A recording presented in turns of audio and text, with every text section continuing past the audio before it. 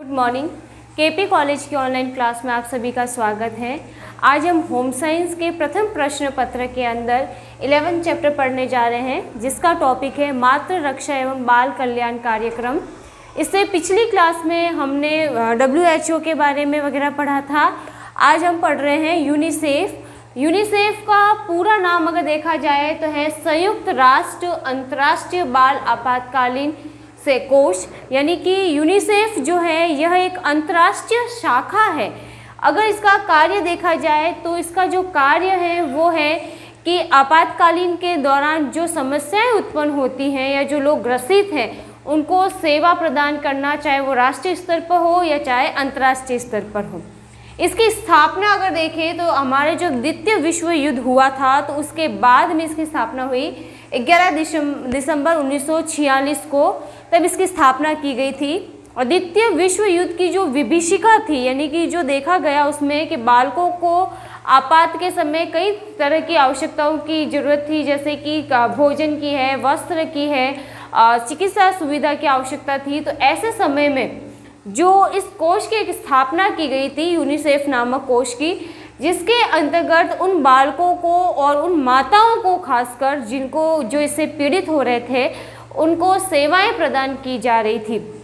उनकी सेवाएं जैसे कि उनको पोषण दिया जा रहा था, स्वास्थ्य चेकअप किए जा रहे थे, उनको वस्त्र वगैरह की जो कमी आ रही थी या जो भी उनकी तकलीफ़ें थी उनको दूर किया जा रहा था। यूनिसेफ का जो मुख्यालय है, उसका जो मुख्यालय है वो है न्यूयॉर्क के अंदर।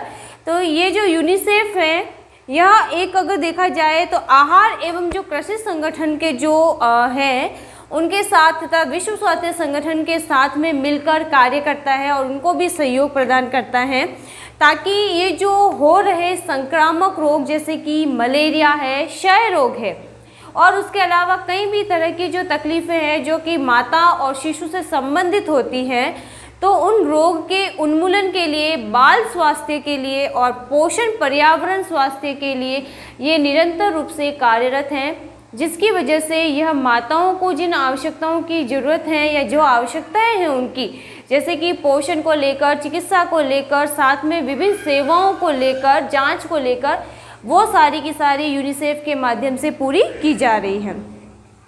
यूनिसेफ के जो कार्य हैं उसमें जो सबसे पहला कार्य अगर देखा जाए तो यूनिसेफ का जो कार्य है वो है सबसे पहला शिशु पोषण, यानी कि कोई भी बच्चा हो चाहे जो कि पोषण से ग्रसित है या कि उनको पोषण नहीं मिल पा रहा है, तो ऐसी स्थिति में उनको पौष्टिक और संतुलित आहार की जो आवश्यकता होती है वो यूनिसेफ के माध्यम से ही पूरी करवाई जा रही हैं। जहाँ कहीं पर भी अन्यथा ज़ेरोफथेलमिया रोग वगैरह देखे जाते हैं उन जगहों पर विटामिन ए की जो खुराक है वो बांटी जाती है, ताकि उनमें ये रोग देखे ना जाए।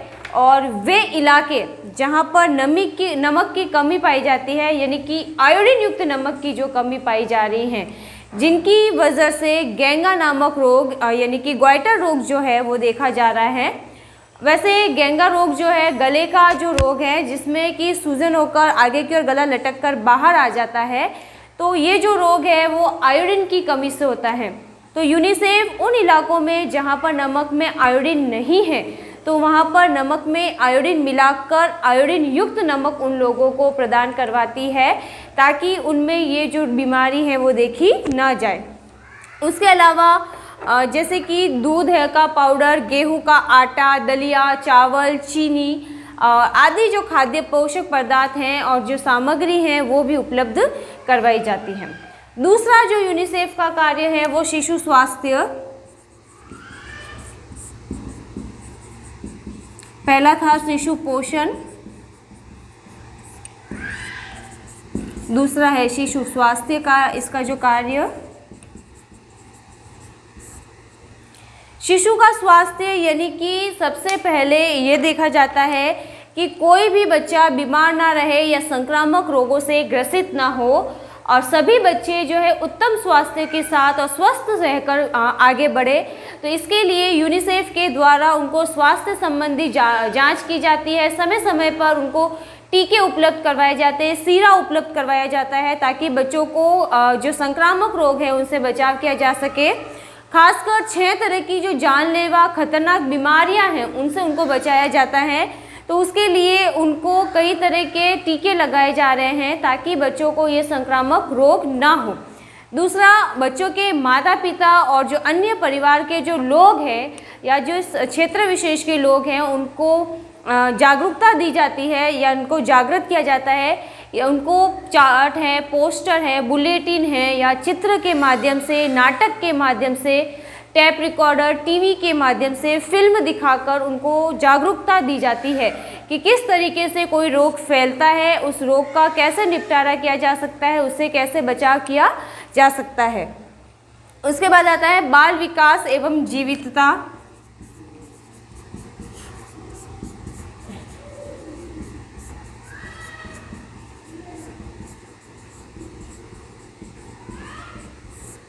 बाल विकास एवं जीवितता का मतलब है कि यूनिसेफ जो है भरसक प्रयास कर रही है कि शिशु और जो मातृ मृत्यु दर है या बाल मृत्यु दर है उनको घटाया जा सके। इसके लिए यूनिसेफ निरंतर रूप से कार्यरत है ताकि इसकी जो संख्या बढ़ रही है दिन ब दिन उसमें कमी लाई जा सके। उसके अलावा आता है इनका जो अगला कार्य है प्राथमिक स्वास्थ्य संरक्षण।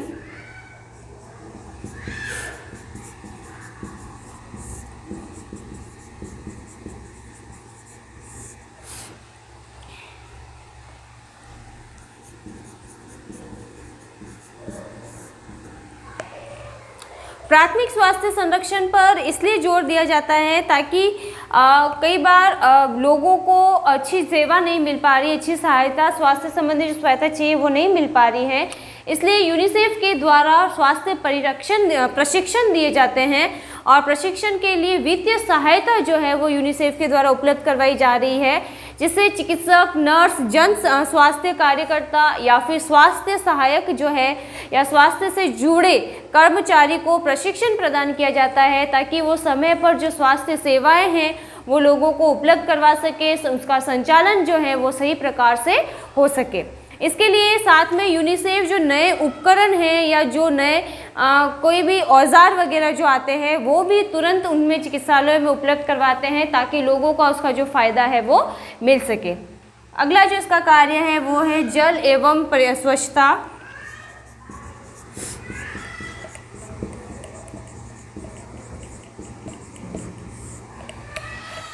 जल अगर देखा जाए तो प्रत्येक मनुष्य की मूलभूत आवश्यकता है, बिना जल के कोई भी जीवित नहीं रह सकता है। तो जल अगर देखा जाए तो एक ऐसा कारक वो बोल सकते हैं जो विभिन्न बीमारियों को भी पैदा करता है, क्योंकि अगर किसी मनुष्य को दूषित जल का सेवन करना पड़ रहा है तो उसमें कई तरह की बीमारियां हैं जो उनमें देखी जा सकती है। इसलिए जल की स्वच्छता और आसपास पर्यावरण की स्वच्छता जो है बहुत ज़्यादा महत्वपूर्ण है, क्योंकि जो पर्यावरण है और जो जल है यही दो कारक है जो कि कई तरह की बीमारियां जो हैं इनके माध्यम से लोगों तक पहुंचती हैं। क्योंकि दूषित जल जो है इसमें कई तरह के बैक्टीरिया हैं, जीवाणु वगैरह जो हैं जो उसकी वजह से एक व्यक्ति से दूसरे व्यक्ति तक पहुंचते हैं और कई तरह के संक्रामक रोगों को उत्पन्न करते हैं।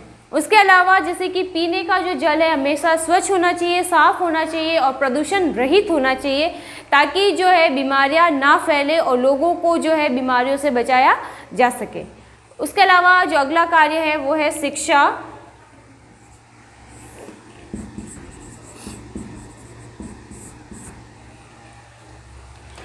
शिक्षा का मतलब है कि यूनिसेफ शिक्षा के माध्यम से लोगों में जागृति पैदा करने के लिए जी जान से प्रयत्न कर रहा है, क्योंकि बहुत सी बीमारियां हैं या जो बुराइयां हैं वो उनकी जो जड़ है वो है अशिक्षा। क्योंकि लोग जो है जब भी कोई बीमारी फैलती है या किसी को बीमारी बार बार होती है तो वो उसका सिर्फ एक अंदाज़ा लगाते हैं कि किसी के टोकने की वजह से या नज़र की वजह से हो गया है। तो उसका जो ये अंधविश्वास है ज़्यादातर ग्रामीण क्षेत्रों में या जो कि कम पढ़े लिखे लोग हैं उनमें, तो जो यूनिसेफ है उनको जागृत करता है, उनको शिक्षित करता है कि बीमारी किस कारणवश फैल रही है, किन चीज़ों पर ध्यान रखा जाना चाहिए, स्वच्छता को कैसे बढ़ाया जाए और किस तरीके से बीमारी को कंट्रोल किया जाए। तो ये जो सारी शिक्षा है वो यूनिसेफ के माध्यम से कार्यकर्ताओं के द्वारा उनको दी जाती हैं। उनको देने का जो तरीका रहता है वो है कि किसी फिल्म के माध्यम से सिखाया जाता है उनको, या फिर चार्ट, बुलेटिन, पोस्टर है, या फिर कोई टीवी के माध्यम से, टेप रिकॉर्डर के माध्यम से या नाटक के माध्यम से उन लोगों को जो है जागरूक किया जाता है। उसके बाद आता है सार्वभौमिक प्रतिरक्षण।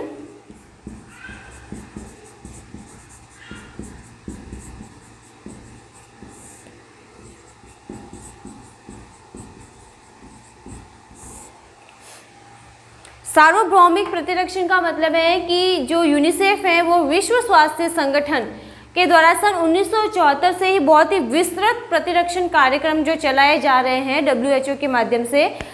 WHO जो है वो अपना एक कार्य निभा रहा है कि विभिन्न तरह के टीकाकरण कार्यक्रम चलाता है और जो छोटे बच्चे हैं, खासकर नवजात से लेकर 5 वर्ष तक के बच्चे जो है, 0 से लेकर 5 वर्ष तक के बच्चे, उनको टीकाकरण के माध्यम से संक्रामक रोगों से बचाने का जो कार्य है वो WHO के माध्यम से किया जा रहा है, जिसमें महत्वपूर्ण जो 6 संक्रामक रोग हैं जैसे कि पोलियो है, क्षय रोग है, खसरा, डिप्थीरिया, कुकर खांसी, टीटनस, तो इन रोगों से बचाव के लिए जो टीके हैं वो मुफ्त में उपलब्ध करवाए जाते हैं और सभी बच्चों को लगाने अनिवार्य होते हैं। और ये जो टीके हैं वो मुफ्त रूप से यूनिसेफ और WHO के माध्यम से बच्चों को उपलब्ध करवाए जा रहे हैं, ताकि ये जो बीमारियां हैं उनसे संबंधित जो प्रतिरक्षण क्षमता है, यानी कि उनसे लड़ने की, रोगों से लड़ने की जो क्षमता है बच्चे में उपलब्ध करवाई जा सके।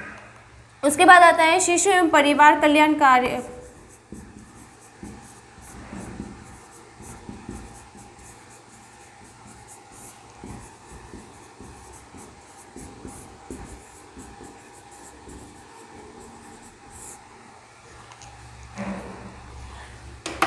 जो शिशु के स्वास्थ्य की रक्षा के लिए देखा जाए तो पूरा विश्व चिंतित रहता है और उसके लिए कई तरह की जो योजनाएं हैं, कार्यक्रम हैं वो चलाए जा रहे हैं। शिशु के स्वास्थ्य की उन्नति की जिम्मेदारी केवल माता पिता, परिवार या फिर समाज की नहीं है, बल्कि समाज में, राष्ट्र में, विश्व की, सभी की है, क्योंकि यही जो बच्चा है वो आगे जाके बड़ा होकर इसी राष्ट्र और जो विश्व में विभिन्न तरह की बुनियादें रखेगा और उसको आगे बढ़ाएगा।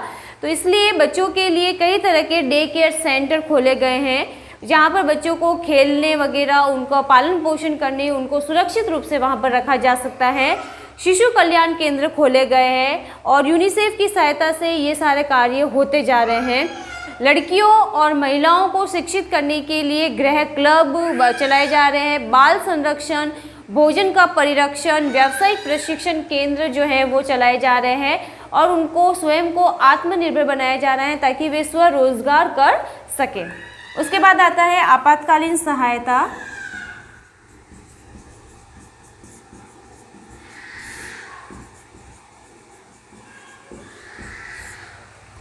आपातकालीन सहायता का मतलब है कि कई बार जैसे कि पर्यावरण की गड़बड़ी के कारण उसमें कई तरह का दोष उत्पन्न हो जाने की वजह से, जैसे बाढ़ है, भूकंप है वगैरह जब शुरू हो जाते हैं, अकाल वगैरह है, अतिवृष्टि, अनावृष्टि वगैरह हो जाती है या सूखा पड़ जाता है, तो उसकी वजह से जो लोग प्रभावित होते हैं या गंभीर रूप से उनको चोट पहुंचती है, तो उनको भी जो सहायता है यूनिसेफ के माध्यम से ही उपलब्ध करवाई जा रही है।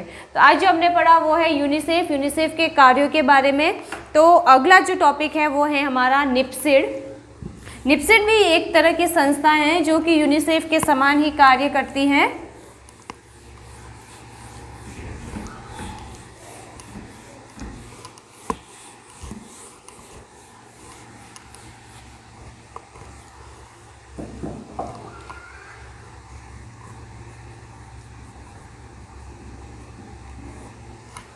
निप्सिड, जिसका पूरा नाम है राष्ट्रीय जन सहयोग एवं बाल विकास,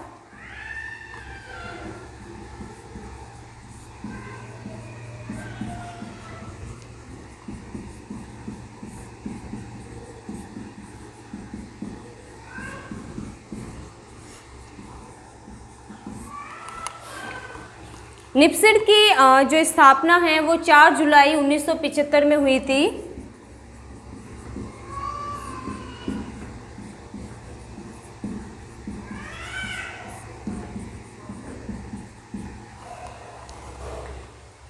ये जो है यह संस्थान मानव संसाधन विकास मंत्रालय के अधीन कार्य करता है और इसका जो संचालन है महिला एवं बाल विकास विभाग के द्वारा होता है। इस संस्था का अगर मुख्य उद्देश्य देखा जाए तो इसका उद्देश्य है कि स्वैच्छिक कार्यों एवं गतिविधियों के द्वारा बाल विकास एवं सामाजिक विकास को जो है प्रोत्साहन देना एवं उन्नत बनाना है। इसके जो प्रमुख कार्य हैं उनमें है सबसे पहला सामाजिक विकास को उन्नत बनाना,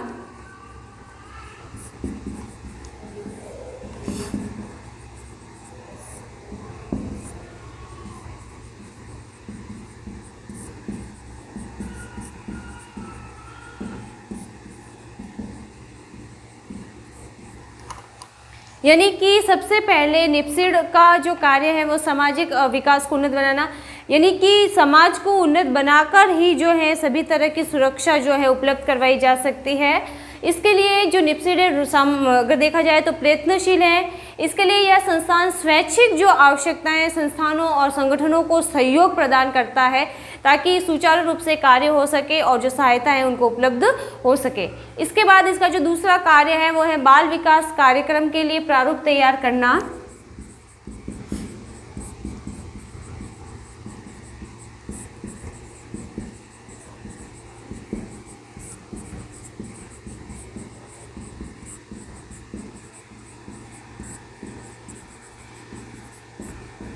निप्सिड का कार्य है कि यह बाल विकास के उन्नत विकास के लिए उनके अच्छे विकास हो, इसके लिए यह निरंतर रूप से कार्यरत है और बाल विकास कार्यक्रम के लिए ये एक रूपरेखा जो है प्रारूप जो है वो तैयार करता है ताकि सही प्रकार से कार्यों का संचालन हो सके और बच्चों को जो है अच्छे से अच्छा फायदा मिल सके।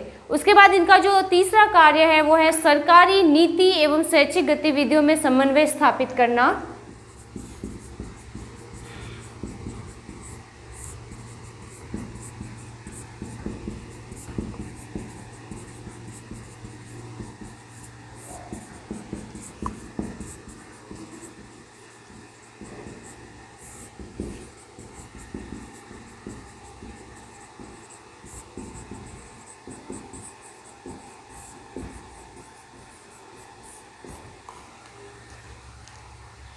जो निप्सिड है यह सामाजिक विकास को उन्नत बनाने के लिए अगर देखा जाए तो सरकारी नीति और जो स्वैच्छिक गतिविधियां हैं उन गतिविधियों में समन्वय और सहयोग को स्थापित करता है ताकि इनमें आपस में तालमेल जो है वो हमेशा बना रहे।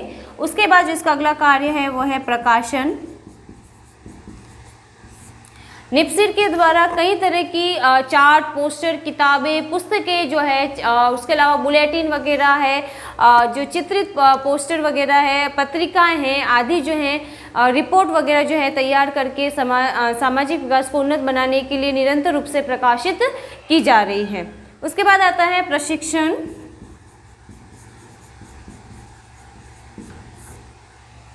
प्रशिक्षण का मतलब है कि यह जो है अपने सुपरवाइजर है, अनुदेशक है और जो कार्य करता है, ऑफिसर वगैरह है, सहायक कार्य करता है, इन लोगों को बार बार जो है प्रशिक्षण वगैरह दिए जाते हैं ताकि ये इनका कार्य और बेहतर कर सके और दूसरे जो कार्यों में है उनका संचालन वगैरह आसानी से कर सके और उन कार्यों को उन्नत बनाया जा सके। इसके साथ में सेमिनार जो है, कार्यशाला है, कॉन्फ्रेंस वगैरह है, काउंसलिंग वगैरह है, ये सारी सुविधाएं इनको समय समय पर उपलब्ध करवाई जाती हैं।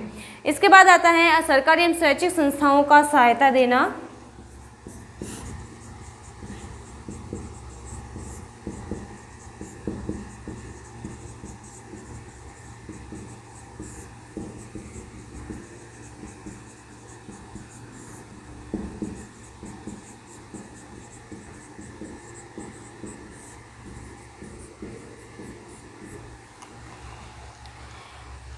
जो निप्सिड है यह संस्थान जन सहयोग एवं बाल विकास के लिए कार्यक्रमों के उचित ढंग से उनका संचालन हेतु तकनीकी जानकारी, सलाह, मार्गदर्शन आदि के साथ साथ उनको वित्तीय सहयोग जो है वो प्रदान करता है और समय समय पर उनको उचित मार्गदर्शन की जो आवश्यकता होती है वो भी दी जाते हैं ताकि जो कार्य है वो सुचारू रूप से और व्यवस्थित रूप से किए जा सके। निप्सिड अगर देखी जाए तो एक स्वायत्त शासित संस्थान है जिसमें कई तरह के प्रकोष्ठ एवं कार्यकारिणी प्रकोष्ठ जो हैं वो इनमें होते हैं। सामान्य प्रकोष्ठ के अध्यक्ष जो हैं वो महिला एवं बाल विकास मंत्रालय के जो राज्य मंत्री हैं वो होते हैं ताकि बाल विकास और मातृ जो विकास के लिए सुचारू रूप से कार्य हो सके। और कार्यकारिणी प्रकोष्ठ के मुखिया जो होते हैं वो आयुक्त होते हैं और उनको जो कमिश्नर जिनको कहा जा सकता है। सामान्य प्रकोष्ठ का जो मुख्य कार्य है वो प्रबंधन के लिए योजना बनाना होता है और निप्सिड के जो निर्देशक हैं शैक्षणिक प्रशासनिक अध्यक्ष भी जो है इनमें विद्वान रहते हैं जो कि कई तरह के इनमें ढांचे वगैरह देखे जा सकते हैं। प्रकोष्ठ जो इनमें बने हुए हैं जिसमें सबसे पहला प्रकोष्ठ आता है बाल विकास प्रकोष्ठ जो कि बच्चों के लिए बनाया गया है। दूसरा इसमें आता है महिला प्रकोष्ठ, तीसरा नियंत्रण एवं मूल्यांकन प्रकोष्ठ, और फोर्थ जो इसमें आता है जन सहयोग प्रकोष्ठ, और फिफ्थ इसमें सामान्य प्रकोष्ठ, और जो सिक्स्थ रहता है इसमें प्रशिक्षण कार्यक्रम प्रकोष्ठ। ये जो इनके कुछ प्रकोष्ठ है जिनके अंतर्गत ये अपने विभिन्न कार्य, पुस्तकें, लेखन वगैरह जो है इस तरह के कार्य जो है समय समय पर उपलब्ध करवाते हैं। तो ये जो हमने पढ़ा निप्सिड की स्थापना जैसे कब हुई थी, तो 4 जुलाई 1975 को, और निप्सिड के कार्यों के बारे में। अगला जो टॉपिक है इसी के साथ में वो है USAID। यह भी एक तरह की संस्था है जो कि निरंतर रूप से कार्यरत है, और जो मातृ और बाल संरक्षण हेतु उनको सुविधा उपलब्ध करवाने के लिए अगर कहा जाए तो निरंतर रूप से कार्यरत है, और अपनी जो सेवाएं हैं वो दूसरी संस्थाओं के साथ में मिलकर, संगठनों के साथ में मिलकर दे रही है।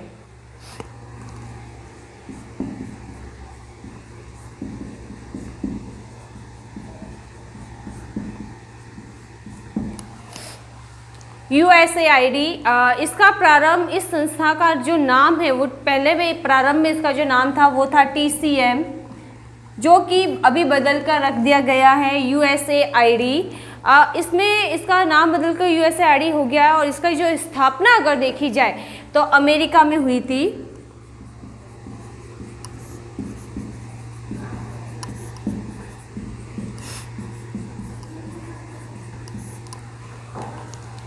इसका उद्देश्य है, इस संगठन का मुख्य उद्देश्य मातृ शिशु स्वास्थ्य की रक्षा के लिए चलाए जा रहे विभिन्न कार्यक्रमों के साथ में आर्थिक सहयोग एवं तकनीकी सहायता और उनको सुझाव देना है।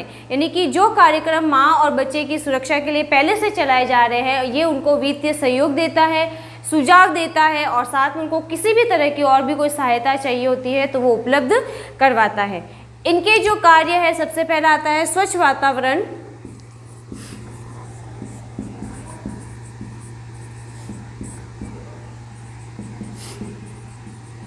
यानी कि स्वच्छ वातावरण को प्रोत्साहन देता है, उसके लिए आर्थिक सहायता जो है वो प्रदान करता है। दूसरा इसका कार्य है परिवार नियोजन।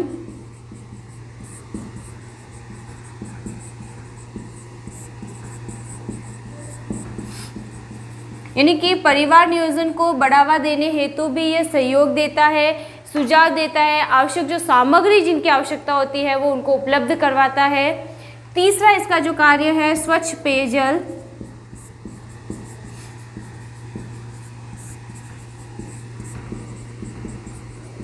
की प्राप्ति, यानी कि सभी को स्वच्छ पेयजल प्राप्त हो उसके लिए सहयोग देता है। इसके लिए गहरे नलकूपों को जो है उनको स्वच्छ बनाने के लिए, खोदने के लिए जो आवश्यक सामग्री है, मशीनें वगैरह जो है वो उनको उपलब्ध करवाता है। और कई जगह पर जैसे पथरीली भूमि है तो वहाँ के क्षेत्र में जहाँ स्वच्छ जल का अभाव है वहाँ जलापूर्ति के लिए स्थान पर हैंडपंप वगैरह जो है वो लगवाता है, ताकि लोगों को स्वच्छ जल जो है, पीने योग्य जो जल है वो वहाँ पर प्राप्त हो सके। उसके अलावा इसका जो कार्य है शिशु और माता को उत्तम पोषण प्रदान करना।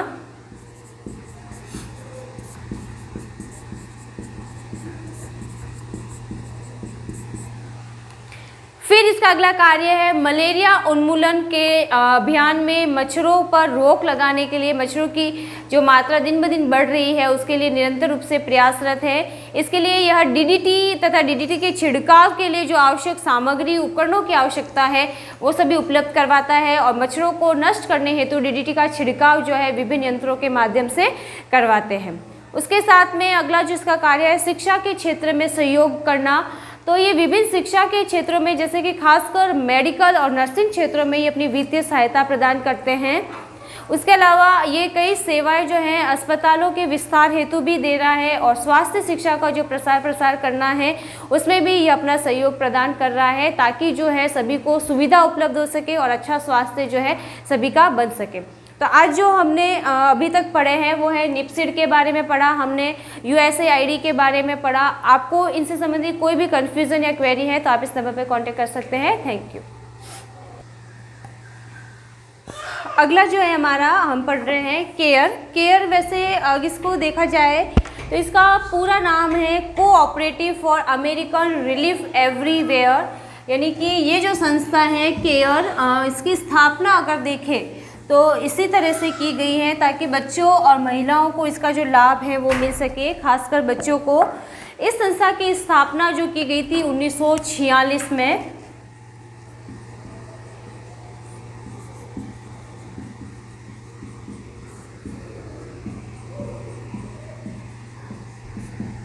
इसकी स्थापना हुई।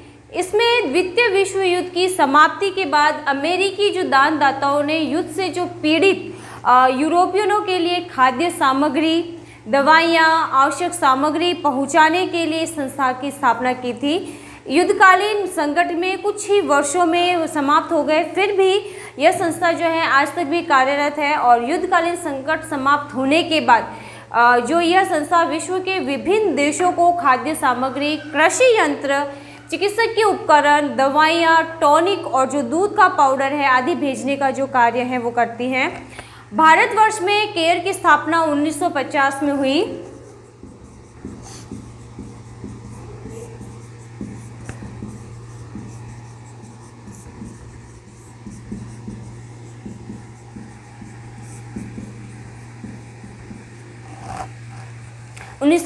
में हुई थी और इस संस्था के सहयोग में 1961 में भारतीय जो गरीब बालकों के लिए प्राथमिक स्कूलों में मध्याह्न में जो भोजन दिया जाता है उसकी योजना का शुभारंभ भी इसी के द्वारा किया गया था। इसका अगर उद्देश्य देखें तो इसका उद्देश्य है विद्यालयी बालकों को कुपोषण जनित जो रोग है, यानी कि पोषण की कमी से होने वाले जो रोग है उनसे सुरक्षा प्रदान करवाना है। और जो दूसरा इसका कार्य है वो है पीड़ित एवं अभावग्रस्त व्यक्ति को राहत एवं सहायता पहुंचाना है, ताकि जो पीड़ित कोई भी व्यक्ति है उसको उस पीड़ा से छुटकारा दिलाया जाता है। इसके कार्य में मुख्य जो कार्य है पोषण, स्वास्थ्य, शिक्षा, चिकित्सकीय सेवा आदि क्षेत्रों में यह सहायता प्रदान करता है।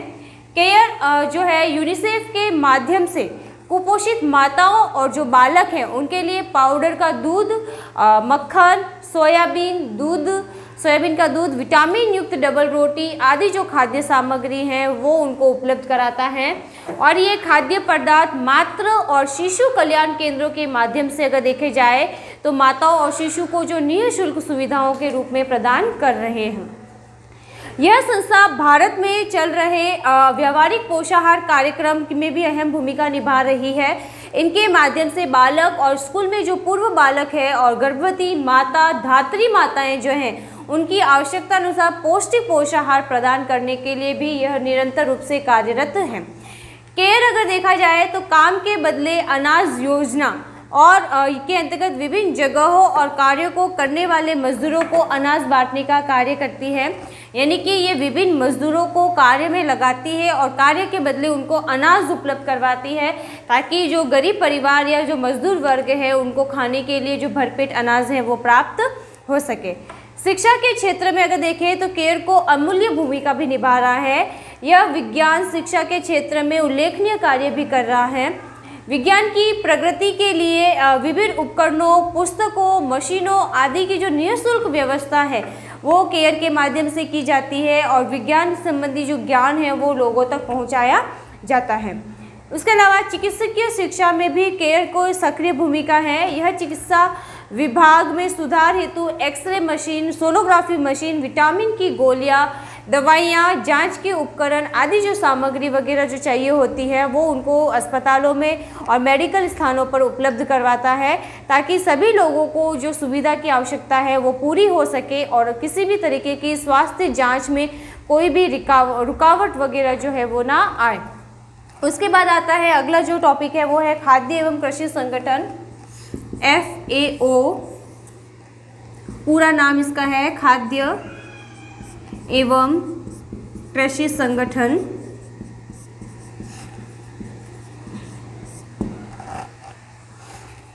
खाद्य एवं कृषि संगठन की स्थापना सन 1945 में हुई थी। इसका मुख्यालय जो है वो रोम में है।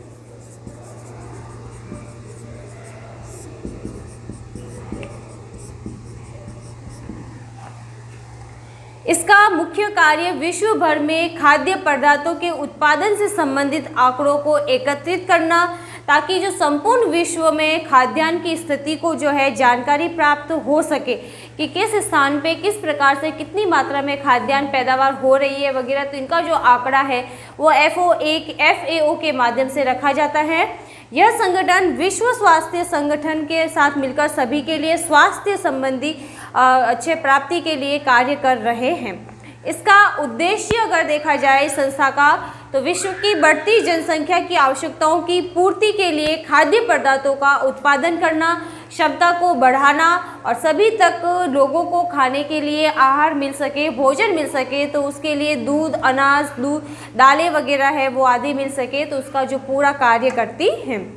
इसके कार्यों में विश्व भर में सभी देशों के पोषण स्तर में अपेक्षित सुधार लाया जा रहा है। ग्रामीणों के पोषण की स्थिति में भी सुधार लाया जा रहा है। जनता में पोषण शिक्षा का प्रसार करना, व्यावहारिक पोषाहार कार्यक्रम में सहायता प्रदान करना, कृषि, मछली पालन, मुर्गी पालन, दूध उत्पादन तथा वन संपदा को बढ़ावा भी दे रहा है। उसके अलावा ये लोगों को पोषणात्मक स्तर में सुधार ला रहा है। और उसके अलावा इसका देखा जाए तो विश्व स्वास्थ्य संगठन के साथ मिलकर यह संगठन सभी के लिए स्वास्थ्य लक्ष्य की प्राप्ति के लिए कार्य कर रहा है, ताकि सभी को उत्तम स्वास्थ्य की जो है प्राप्ति हो सके। शिशु और माताओं में पोषण स्तर को सुधारने में भी यह अपना संपूर्ण रूप से सहयोग प्रदान कर रहा है, ताकि एक माता और शिशु की दोनों की जो पोषण की कमी ना हो और कुपोषण जनित जो रोग हैं उनमें देखे ना जा सके। यानी कि यूँ कहा जा सकता है कि FAO का जो कार्य है वो कार्य यह है कि ये संपूर्ण विश्व में सभी को पोषण संबंधी आवश्यकताओं की पूर्ति करता है, खाद्यान्न की प्राप्ति करवाता है और अधिक खाद्यान्न की पैदावार के लिए उत्पादन की जो विधियां हैं, तकनीकें हैं, उनमें बदलाव लाता है और उस क्षमता को बढ़ाता है, ताकि सभी को जो पौष्टिक आहार है वो प्राप्त हो सके। तो केयर के द्वारा सभी को जो पोषण संबंधी आवश्यकताएं हैं वो पूरी की जा रही है। अभी हमने केयर और FAO वगैरह के बारे में पढ़ा। तो ये जो आपको कोई भी क्वेरी है या क्वेश्चन है तो आप इस नंबर पर कॉन्टेक्ट कर सकते हैं। Thank you.